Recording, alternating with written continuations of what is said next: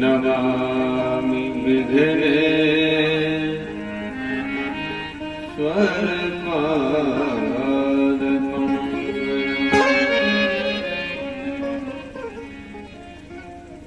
मनोजगं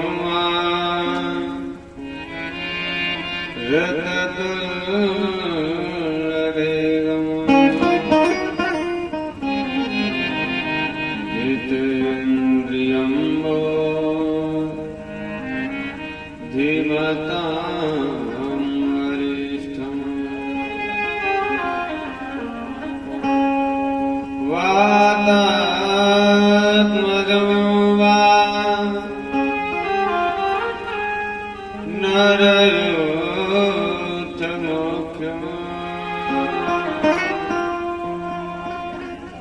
श्रीरामदूतं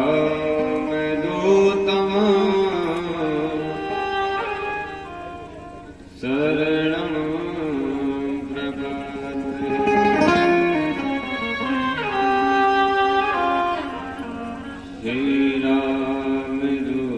श्रीरामदूतं शरणं प्रपद्ये। जयन्ती मंगलाकाले भद्रकाली कपालिनी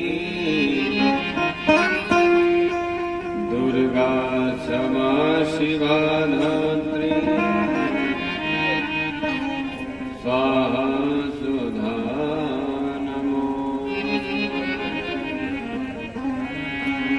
स्वाहा सुधा।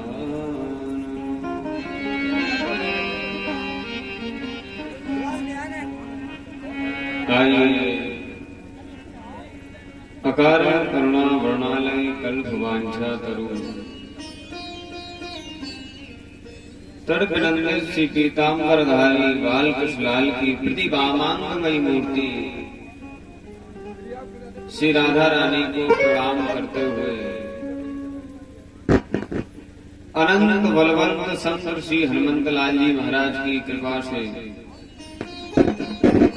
माँ जगतजननी जगदम्बा पारंबा माँ सृष्टि रचयिता आदि शक्ति श्री बड़ी माता मैया के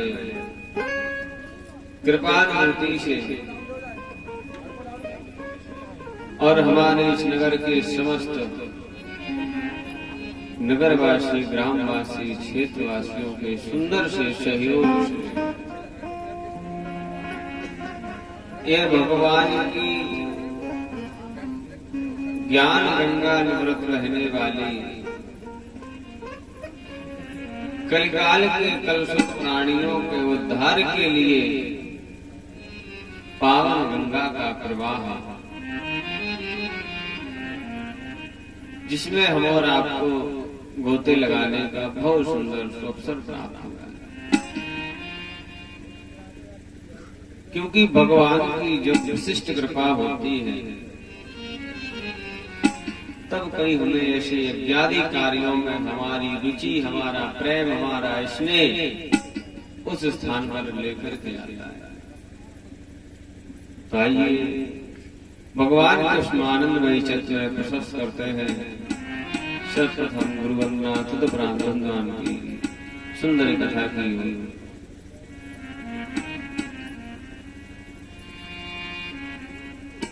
और वो भी हमारे त्रिदाप को नाश करने की जिसमें सामर्थ्य हो। ऐसी कथा में गोती लगाई गई।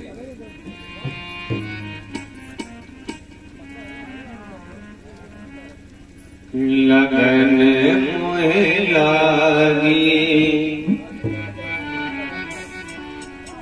लगन मोहे लागी, गुरु चरणन की लगन मोहे लागी, लगन मोहे लागी, गुरु चरणन की लगन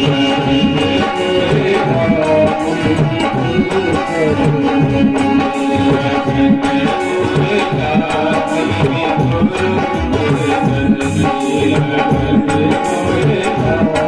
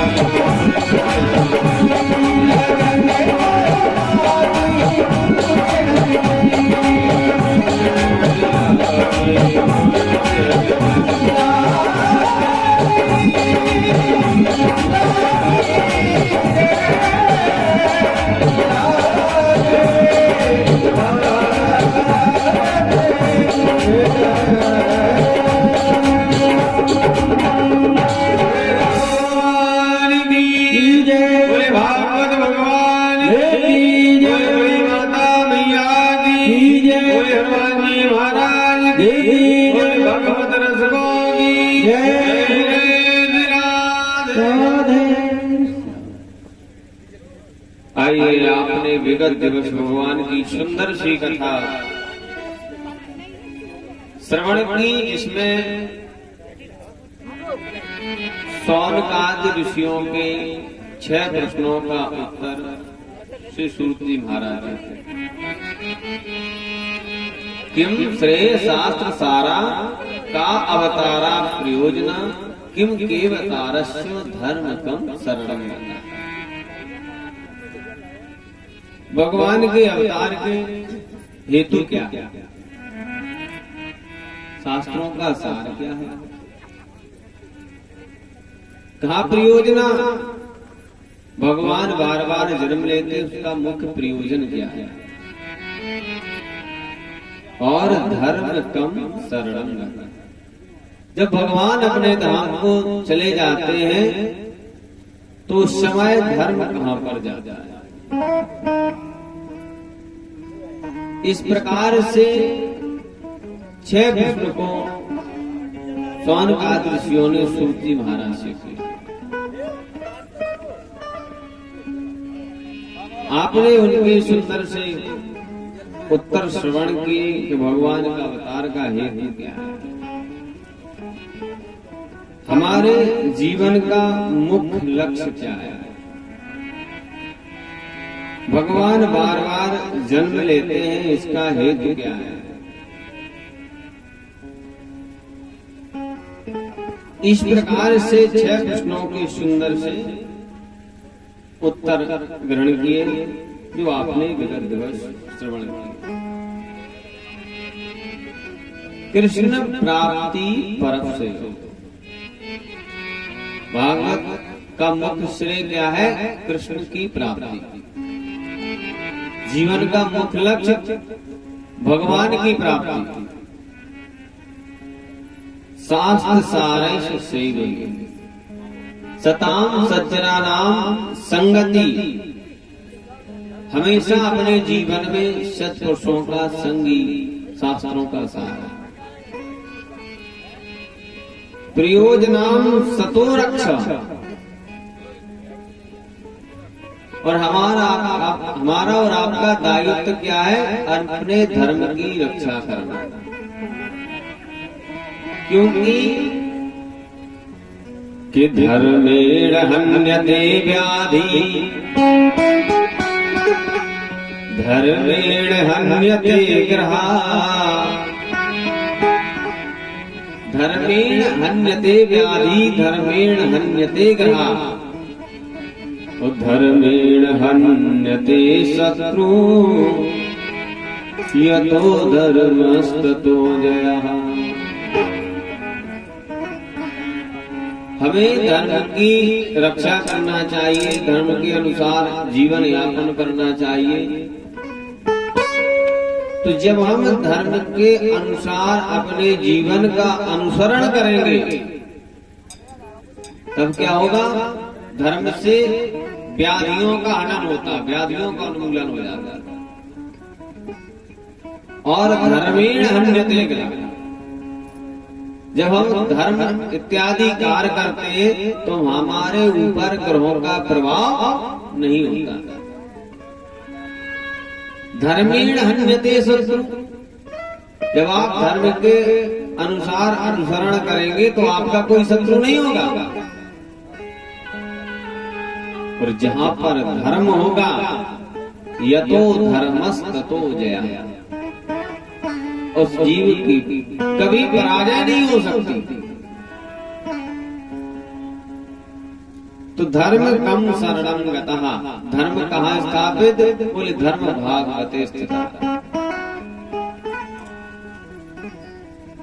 अवतारा असंख्यो। और भगवान के असंख्य अवतार हुए। धर्मो रक्षेव।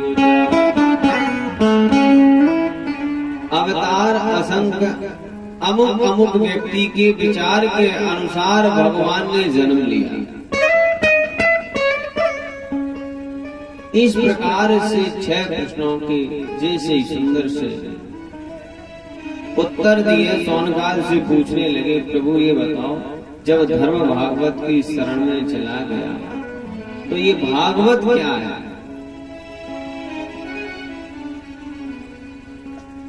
सूत जी महाराज शौनकादियों से कहते हैं, प्रभु इस भागवत को जानने के लिए सबसे पहले क्या होना चाहिए? बोले सुखदेव जी का अवतरण होना चाहिए। क्योंकि सुखदेव जी से ही शाखा प्रतिशाखा पल्लव परंपरा के अनुसार आज हम जन जन तक यह भागवत पहुंचे कि एक बार नारद जी ने सोचा कि कलयुग के कलुषित प्राणियों का उद्धार कैसे हो। जिधर भी जाते हो वहां पापाचार, अनाचार, दुराचार दिखाई देता है। इधर व्यास जी पुराणों को, वेदों को, शास्त्रों को लिखते लिखते थक जाते हैं। व्यास जी का मन बहुत दुखी होता है। व्यास जी ने 17 पुराणों की रचना की और 17 पुराण लिखने के बावजूद भी मन को शांति नहीं मिली। व्यास जी ने सोचा क्या किया जाए। सर्वप्रथम 4 वेदों को लिखा। अब वेद को कोई पढ़ने वाला नहीं, क्योंकि वेद की जो अटपटी भाषा है वो लोगों के समझ में नहीं आती। जब ये भाषा समझ में नहीं आती तो व्यास जी ने सोचा हमें लगता है ये वेद भी लोग नहीं पढ़ेंगे, क्योंकि वेद में लाखों श्लोक कौन याद करेगा, कौन पढ़ेगा। किसी के पास इतना समय नहीं है। तो व्यास जी ने क्या किया, 4 वेद के बाद 5वां वेद महाभारत रूप लिखा। उससे भी लोगों में परिवर्तन नहीं आया। तो व्यास जी ने फिर 6 शास्त्रों की रचना की। कोई शास्त्र भी नहीं पढ़ा। व्यास जी ने कहा मैंने अपना जीवन इन पुराणों में लिखने के लिए, लोगों के कल्याण के लिए, लोगों को सुंदर शिक्षा देने के लिए अपना जीवन लगा दिया, लेकिन लोग किसी की इसमें आकर्षण, किसी को इनसे प्रेम नहीं है। फिर व्यास जी ने उनकी भी शाखाएं की, 17 पुराण लिख दिए। लोगों ने पुराणों को भी लिखा, उपनिषदों को लिखा, लेकिन कोई नहीं पढ़ता। लोगों घर उपन्यास तो मिल जाएगी, लेकिन भगवत गीता मुश्किल मिलेगी। अब तो जब लोगों ने देखा कि कोई गीता नहीं खरीदता, भागवत नहीं खरीदता, तो लोगों ने क्या किया, ब्राह्मणों से कहा, ब्राह्मणों ने कहा भाई ऐसे नहीं चलेगा, तो 13वीं में गीता दान कराने लग गए। घट होते ना, उसमें गीता की पुस्तक रख दी जाती है। फ्री में भी आपको पुस्तक मिलती, लेकिन फिर भी कोई गीता पाठ नहीं। व्यास जी उदास वृत्ति में बैठे हुए थे। इधर नारद जी ने मन में चिंतन किया, जब तक सुखदेव जी का अवतरण नहीं होगा तब तक भगवान के मंगलमयी चरित्रों का गुणगान नहीं होगा। इसलिए नारद जी सीधे जाते हैं कहा, कैलाश पर्वत। और जैसे कैलाश पर्वत पर जाते मन में सोचते हैं, प्रभु मैंने भगवान ब्रह्मा जी में भी झगड़ा करा दिया, विष्णु में भी झगड़ा करा दिया, लेकिन आज तक भगवान भोलेनाथ का कभी झगड़ा नहीं करा पाया। तो हो ना हो एक बार चलते भोले बाबा के पास जाते। नारद जी ने अपना वीणा लिया और चल पड़ते कि हमारो धन राधा श्री राधा श्री राधा, हमारो धन राधा, हमारो धन राधा,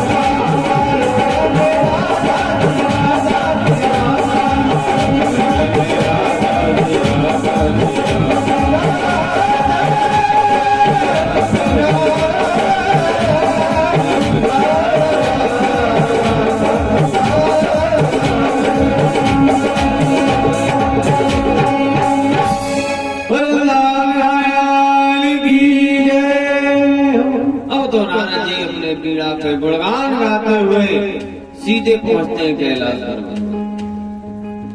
नारद जी ने देखा, देखता हूं भोले बाबा है क्या नहीं। जैसे नारद जी अंदर प्रवेश करते, मौका पा जाते भोले बाबा उस समय कैलाश पर्वत पर नहीं। नारद जी की पीड़ा की आवाज सुनते ही अंदर से जैसे ही पार्वती मैया के कानों में आवाज पहुंचती है, मैया निकल के बाहर आती, देखा अरे नारद, अब तो मैया बड़ी प्रसन्न होती। नारद जी को बुलाया, सुंदर सा स्वागत सम्मान किया, तिलक किया, चंदन लगाया, बहुत प्रसाद खिलाया। कहा अरे भैया नारद, तू इतने दिन में यहाँ आया है, क्या बात है? पहले तो बहुत शीघ्र जल्दी जल्दी आता था, अब इतना समय क्यों लगाया? अरे नारद जी ने कहा मैया मैं क्या बताऊं। मैया क्या क्यों ऐसे क्यों कह रहा है, क्या कष्ट है तुम्हें? नारद जी ने कहा मैया सब ठीक है, मैं क्या आपको कैसे बताऊं, मुझे तो बताने में भी लाज आती है। मैया ने कहा क्यों रे, तू इतनी लाज कब से करने लग गए हो? ऐसा क्या कारण है जिसके कारण तुझे लाज आती है? ऐसा कौन सा है? अरे भैया मैंने सब कुछ देख लिया, मैं जिधर भी जाता हूँ सब मुझे दिखावा ही दिखावा दिखाई देता है। भैया ने कहा अच्छा तुझे दिखावा दिखाई देता है? अरे भैया मैं क्या कहूँ और कितने आपसे कहूँ, आपको तो विश्वास होगा नहीं। मैया ने कहा भाई अगर विश्वास वाली बात होगी तो क्यों नहीं होगा? नारद जी ने कहा मैया जहां भी देखता हूं हर जगह लोगों का केवल स्वार्थ का व्यवहार है। मैया मनुष्यों की मैं बात कहां लोगों, देवता भी किशोर नर मुनि सब किया रीति, किशोर नर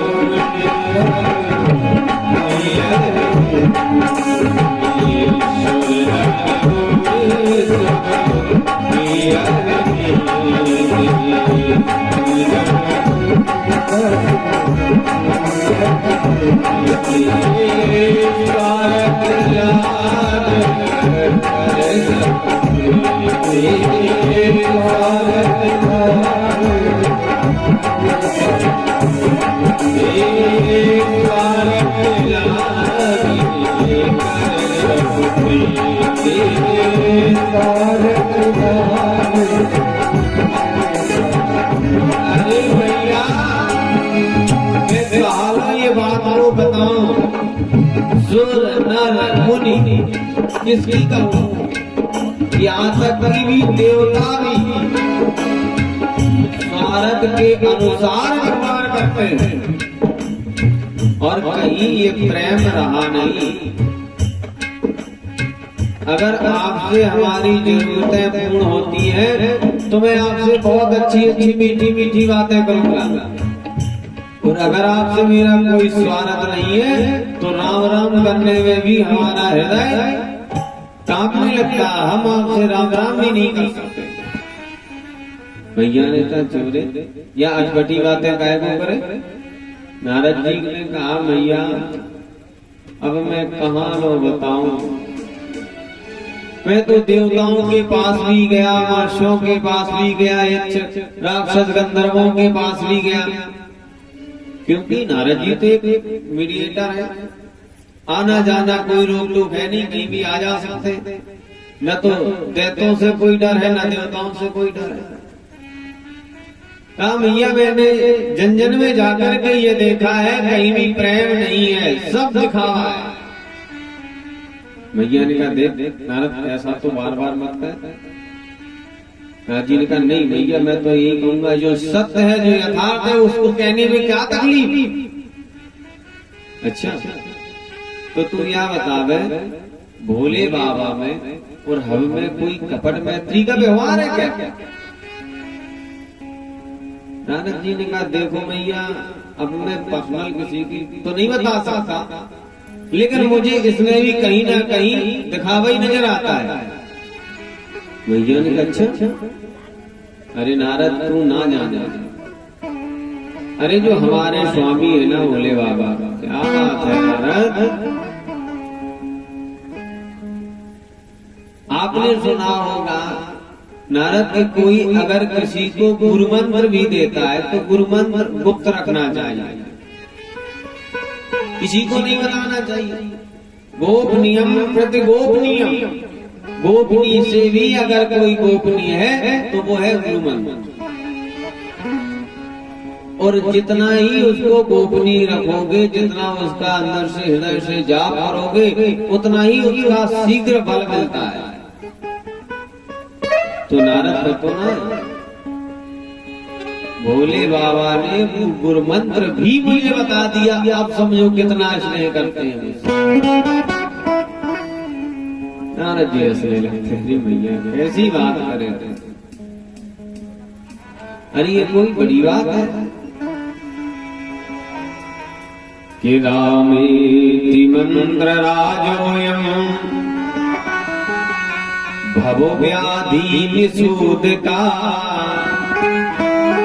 तस्मात् त्वमपि देवेशी राम नाम सदा वद। अरे वो मंत्र हमें दिया और ये भी कहा रामेति मंत्र राजोयम भवो व्याधि निसूद का, समस्त व्याधियों को हरण करने की जिसमें सामर्थ्य है वो गुरु मंत्र में है। और वो भी राम मंत्र मुझे देने के बाद क्या कहा, तस्मात् त्वमपि देवेशी, इसी मंत्र का जाप। तो नारद तुम्हें लगता है कि वो हमें प्रेम हमें इसलिए नहीं करते? नारद जी ने कहा मैया देखो झूठ बुलवाना हो तो कह देना, पर सत्यता तो यही है कि वो आपसे प्रेम नहीं करते। अब तो मैया को चिंता होने लगी, नारद तू सच बोले या झूठ? नारद जी ने कहा मैया अगर विश्वास नहीं है तो एक बात बताओ। मैया ने कहा क्या बात? लेकिन मैया मैं बताऊंगा नहीं। अगर कहीं आपने भोले बाबा से धोखे भी अगर कह दिया कि नारद ने ये सब बताया है तो समझ लो घर में अगर आपके कहीं किसी कारण झगड़ा हुआ तो बदनामी किसकी होगी? अरे आप बुला करके स्वागत सम्मान करते हो वो भी चला जाएगा, क्योंकि सच्चाई जो है कड़वी होती है, लोगों को पसंद नहीं है। अभी सच्ची बात कोई करने लग जाए तो कोई सुनने वाला नहीं होगा। अरे एक राजा ने एक बहुत बड़ा सुंदर महल बनवाया, अब महल बनवाया सो गृह प्रवेश था, सो गांव के पंडित जी को बुलाया, हाथ पकड़ के ले गए, बोले महाराज देखो कैसा अच्छा महल बनाया। ब्राह्मण देवता पूरे घर में घूमते महल में, जैसे दरवाजे पर आते कहते राजन बस ये दरवाजा थोड़ा ठीक नहीं है। बोले क्यों? बोले इसमें व्यक्ति मर गया तो निकलेगा कैसे? राजा को बड़ा बड़ा लगा, अभी तो गृह प्रवेश ही नहीं हुआ। वो पंडित जी ऐसे वाक्यों का प्रयोग। राजा ने कहा अच्छा तुम्हें हमारे महल देखने से जलन होती है, जाओ इन्हें ले जाओ कारागृह में डाल दो। दूध पकड़ ले कारागृह में डाल दिया। अब गांव वाले एकत्र हुए, पंचायत हुई, राजा साहब के पास पहुंचे, महाराज आपने ये ठीक नहीं किया, गांव के एक ही ब्राह्मण देवता उनके साथ ऐसा व्यवहार शोभनीय नहीं है। तो ऐसी क्या बात हो गई? अरे राजा ने बताया मैंने उसको अपना महल दिखाया और बाद में मुझसे कहता ये दरवाजा सही नहीं है, कोई इसमें मर गया तो कैसे निकलेगा? कोई बात नहीं भाई। राजा साहब का पत्र पहुंचा, ब्राह्मण का पत्र पहुंचा राजा साहब के दरबार में, प्रणाम किया। प्रणाम करने के बाद कहा प्रभु गलती तो हमारे पिताजी से हो गई, उन्हें ऐसा नहीं कहना चाहिए था। अरे इसमें कहने की क्या बात है? प्रभु उन्हें क्षमा करें, उनके अपराधों को क्षमा करें। और रही जहाँ तक बात महल की दरवाजे की तो कोई बात नहीं। अरे जब निकालना होगा तो उसे काट काट के निकाल लेंगे। राजा ने कही तो इससे भी कोई वहां, अब तो राजा से भी जाना। अब उसी गांव में एक साधु आते, अब तो ये पूरे गांव में क्षेत्र में ये आवाज पहुंच जाती है कि राजा साहब ने ब्राह्मण को दंड दिया, ब्राह्मण को दंड दिया। साधु को पता चला, साधु जी दरवाजे पर पहुंचे राजा के यहाँ। जैसे दरवाजे पर पहुंचे, हरी चर्चा हुई, राजा से कहा राजन आपको ऐसा कार्य नहीं करना चाहिए, ब्राह्मण को बंदी नहीं बनाना चाहिए। तो राजा ने कहा महाराज वो इस तरह के वाक्यों का प्रयोग, अशोभनीय शब्दों का प्रयोग, तो संत जी थे वही बात को संत ने, संत जी कहते क्या बात है राजा ने बहुत सुंदर महल बनवाया है। अरे वो धन्य है, उनका कुल पवित्र होगा जिनके पुत्रों ने इतना सुंदर महल बनवाया। लेकिन कोई बात नहीं, जहां तक मरने का सवाल कोई चिंता बड़ी बात नहीं है। अरे जितना अच्छा महल होगा, अरे उसमें उतने ही ज्यादा लोग आएंगे। किसी कारणवश अगर किसी का देहांत हो भी जाता है इस घर में तो कोई बड़ी बात नहीं। अरे उनको यहाँ ससम्मान विदा करेंगे, लोगों को बुलाएंगे, लोग अधिक से अधिक एकत्रित होंगे, हरि का भजन होगा, साधु की सेवा होगी, ब्राह्मणों का भोजन होगा और आराम से प्रेम के साथ उनको यहाँ से विदा किया जाएगा। अब कहने का दोनों का तात्पर्य शब्दों का भेद है। संत अपनी भाषा को, वही विशाल भाषा को सुंदर से शब्दों में सजो करके सामने प्रस्तुत करते हैं। कहने का तात्पर्य सारे पुराणों की जो भाषा है वो हमारी समझ में नहीं।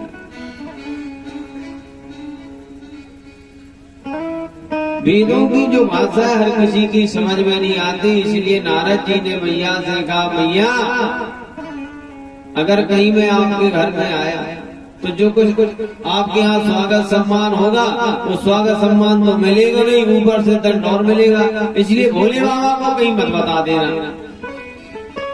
मैया ने कहा अच्छा तू बता तो सही। नारद जी ने कहा अरे मैया या बतावे आपको इतना स्नेह कर।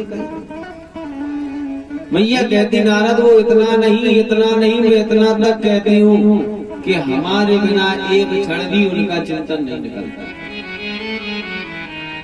मुझे अनन्य प्रेम करते हैं। जैसे कहा नारद जी ने कहा मैया तो या बतावे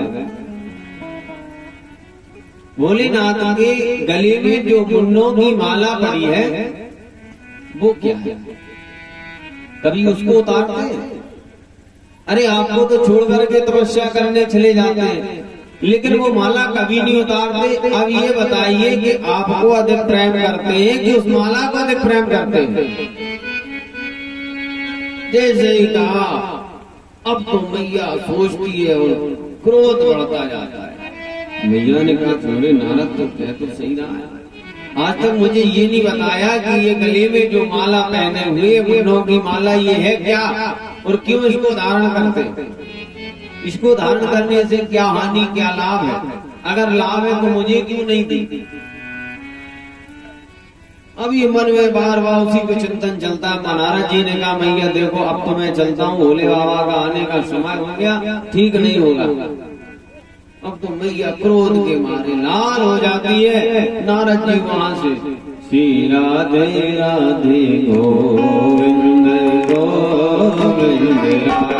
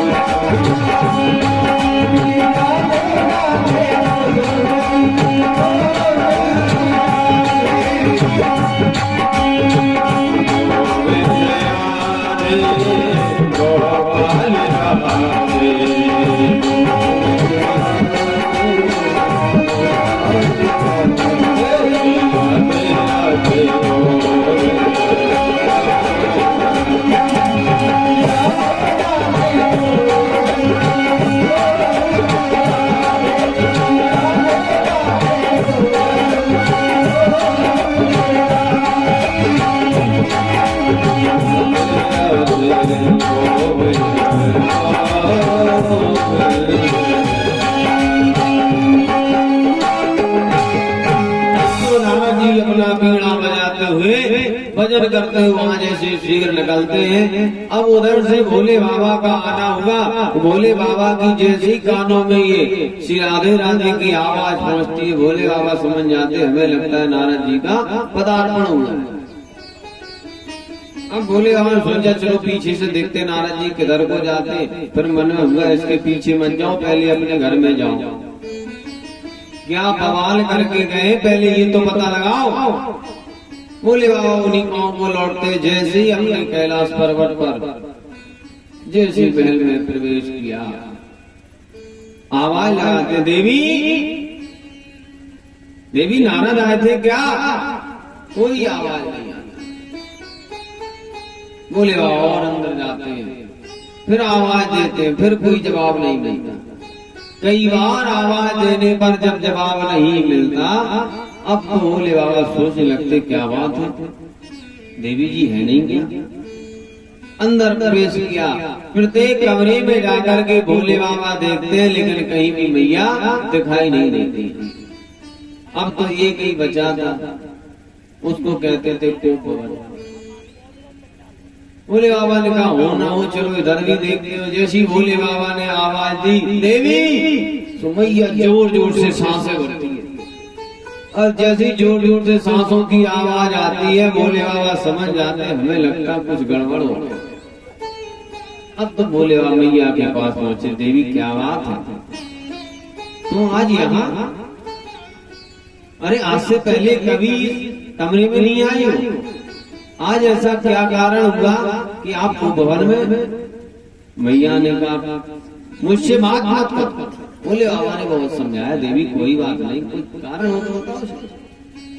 मैया ने कहा मुझसे ऐसे पूछते हो, अरे इन मीठे शब्दों का आप मुझसे प्रयोग मत करें। अरे आप मुझे आज ये पता चल जाएगा आप मुझे कितना स्नेह करते हो। भोले बाबा ने कहा भैया देवी मैं तुमसे इतना स्नेह करता हूँ, इतना स्नेह करता हूँ कि इसकी कोई कल्पना नहीं, अवर्णीय। मैं आपके इस कल्पना को वर्णन नहीं कर सकता, इतना मैं आपको अनन्य स्नेह करता हूँ। भैया ने कहा तो ये बताओ कि अगर मुझे अधिक स्नेह करते हो या इस गले में पड़ी मुंड की माला है इसको अधिक स्नेह करते हो? जैसे भोले बाबा ने मुंड की माला की तरफ देखा, अब तो भोले बाबा समझ गए ये सब किया कराया उसी नारद का है, और कोई ऐसा नहीं कर सकता। अब भोले बाबा ने कहा मैं क्या जवाब दूं? भोले बाबा ने कहा देवी ये तुम्हारे प्रेम की पराकाष्ठा का एक चिन्ह है। भैया ने कहा क्या मतलब? बोले देवी तुम जो मुझसे पूछती हो कि मैं तुम्हें कितना स्नेह कितना प्रेम करता हूँ, ये उसका प्रतिबिंब है। क्योंकि ये जो मुंड हमारे गले में है ये कोई साधारण मुंड नहीं है देवी। आपको मैंने इतने जन्मों से वर्ण किया है। लोग कहते हैं प्रभु हमारा 7 जन्मों तक ये पति मिले, पत्नी चाहती हमें ये पति 7 जन्मों तक मिले। पति चाहता है कि सुंदर अच्छी पत्नी, संस्कारी पत्नी, सुशीला पत्नी हमें 7 जन्मों तक मिले। लेकिन मैं तो जन्म जन्म तुम्हें स्नेह करता है। तो क्या ये मुंड हमारे हैं? अगर हमारे मुंड है तो ये बताइए कि हमें कितनी बार मरना पड़ा? और तुम जैसे के तैसे हो। भोले बाबा ने कहा हाँ देवी मेरा जन्म नहीं होता। भैया ने कहा अब समझ में आया। नारद की एक बात अब समझ में आती है।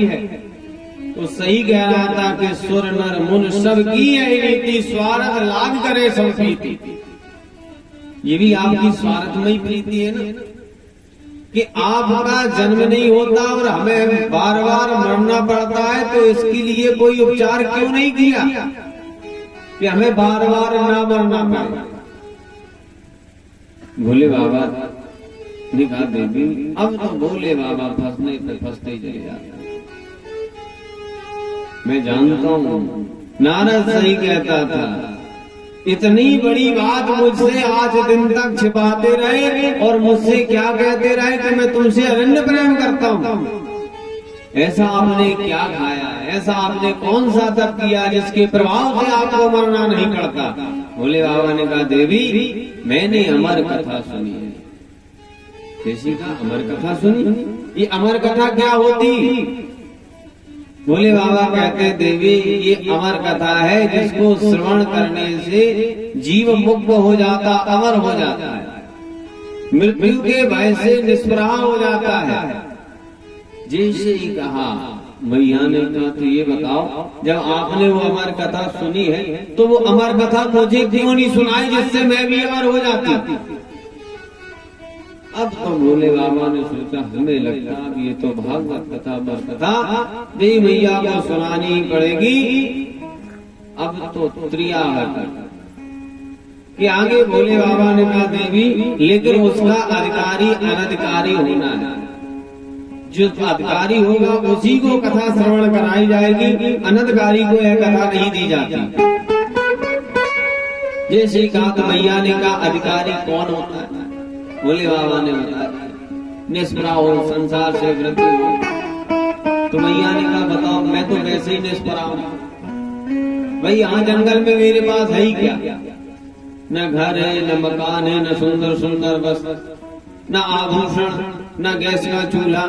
यहाँ तो लकड़ियों का पक्का बढ़िया सुंदर भोजन पिककर प्रसादी बनती। क्या त्यागना है भाई? त्यागना तो तब कहते जब मेरे पास कुछ हो। अब जब मेरे पास कुछ है ही नहीं है तो त्यागना क्या है?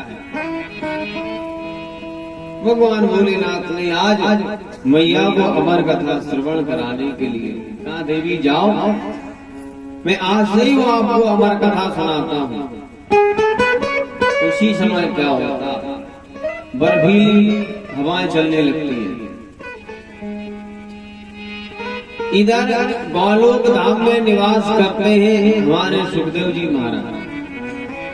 राधा रानी सुखी के रूप में गौलोक धाम में सुखदेव जी का पालन पोषण करती है।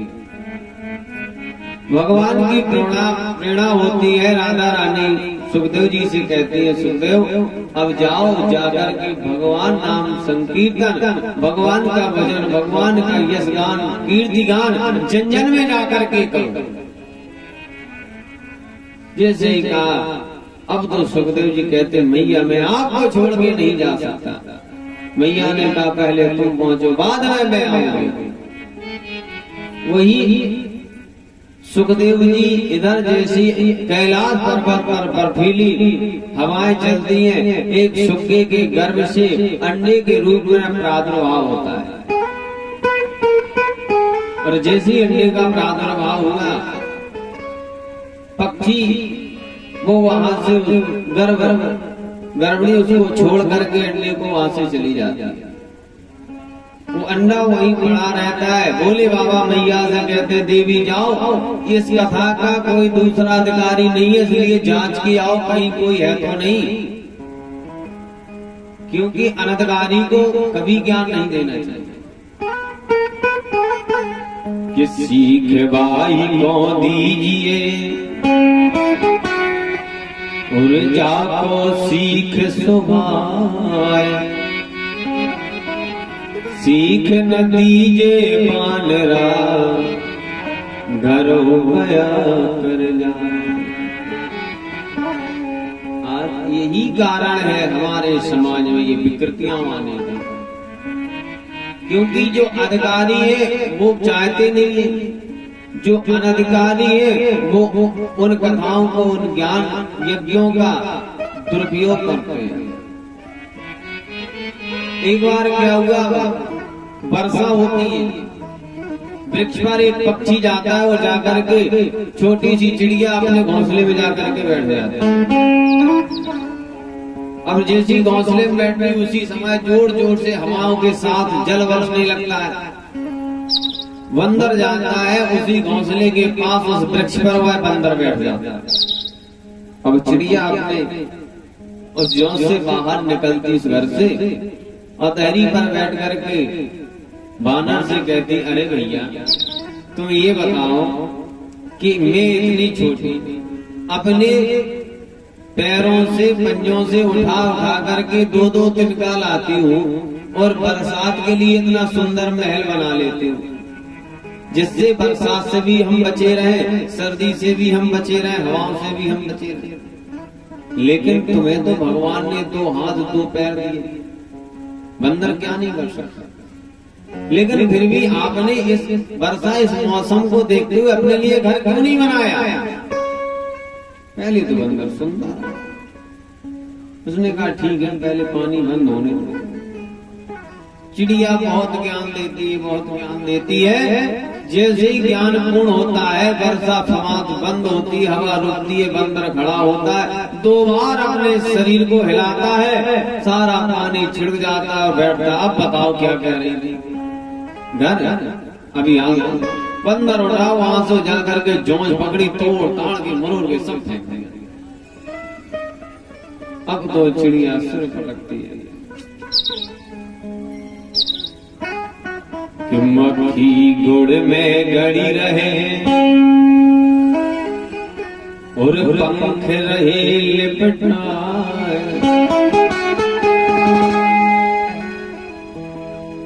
मक्खी क्या करती है? मक्खी जाती है और गुड़ के ऊपर बैठ जाती है। किस लिए? बहुत मीठा लगता है, खाने में बहुत स्वादिष्ट होता है। और जैसे वो गुड़ को खाती है, धीरे धीरे जैसे उड़ना चाहती, सो पंख उसी गुड़ में चिपक जाता है। कि मक्खी गुड़ में गड़ी रहे, पंख रहे लपटाए, सिर धुने और सिर पटके, लालच बुरी बला। आज इस लालच में फंस करके हमारे प्राण हो रहे हैं। उसी प्रकार लोगों की जो विकृतियां आती हैं, नारद पहले जाकर के देवी देख करके आओ कोई महल में है तो नहीं। मैया चारों तरफ जाती, कोई दिखाई नहीं देता। भोले बाबा मैया को बैठाते हैं, कहा देवी सुनो, अब ये सत्र चलना प्रारंभ हुआ, कथा चलती रहेगी और ओंकार का उच्चारण करते रहना, जिससे मुझे पता चले। अब जैसे बीच बीच में भागवत में भजन होते हैं तो किस लिए? कि हम आपको आलस ना है। तो जैसे ही भजन होता है, हाथ पैर ताली बजा बजा करके तन्मयता के साथ गा लेते, चैतन्यता आ जाती, फिर हम कथा प्रारंभ कर देते। वैसे ही मैया कथा श्रवण करती जाती है, बोले बाबा कथा प्रारंभ कर देते हैं। बोले भागवत भगवान की जय। सुंदर सी कथा भैया को सुनाना प्रारंभ। अब तो जहाँ भी होता है श्लोक कथा चलती है, मैया बार बार ओम ओम का उच्चारण करती है। धीरे धीरे उस कथा के प्रभाव से जो अंडा पड़ा रहता वह फूट जाता और उसमें एक सुंदर सा सुखे का बालक जन्म लेता। अब तो उस भी पीछे पड़ा हुआ वो सुखे का बालक भागवत कथा श्रवण करता है, और वो भी महादेव के मुख से। धीरे धीरे जैसे ही दशम स्कंद की कथा पूर्ण होने को होती है, उद्धव संवाद आता है, और जैसे उद्धव संवाद आया, भगवान सुनाते जाते हैं कि जिस समय भगवान अपने धाम को जाते हैं, सारे ब्रजवासी रुदन करने लगते हैं, आपस में झगड़ते हैं, आपस में एक दूसरे विवाद होता है, मृत्यु के प्राप्त होते हैं।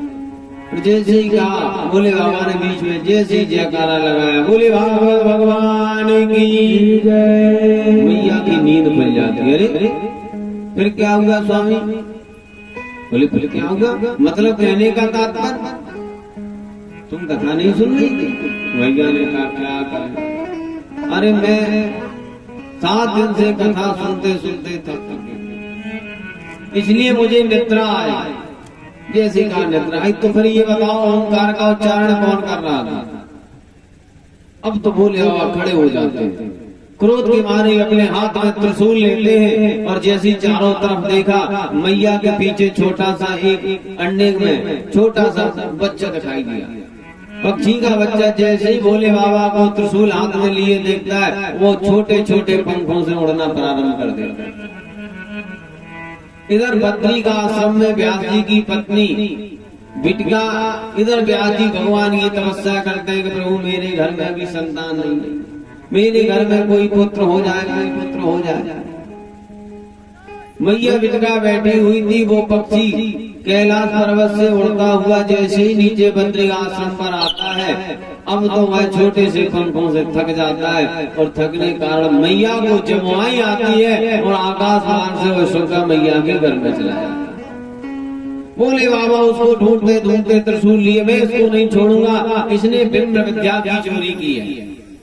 क्योंकि ज्ञान कभी पीछे से ग्रहण नहीं करना चाहिए। इसका भी एक फल है। कथा में हम और आप सामने पंडाल में बैठ करके जो कथा का फल मिलता है, वो आप पंडाल से बाहर बैठ जाओ, आपको फल नहीं मिलेगा। कारण क्या? क्योंकि स्थान का विशेष महत्व है। आपकी जितनी एकाग्रता सन्मुख व्यास के बैठने से आपको प्राप्त हो सकती, उतनी दूरी से नहीं हो सकती, अन्य क्षेत्र बैठने से नहीं हो सकती।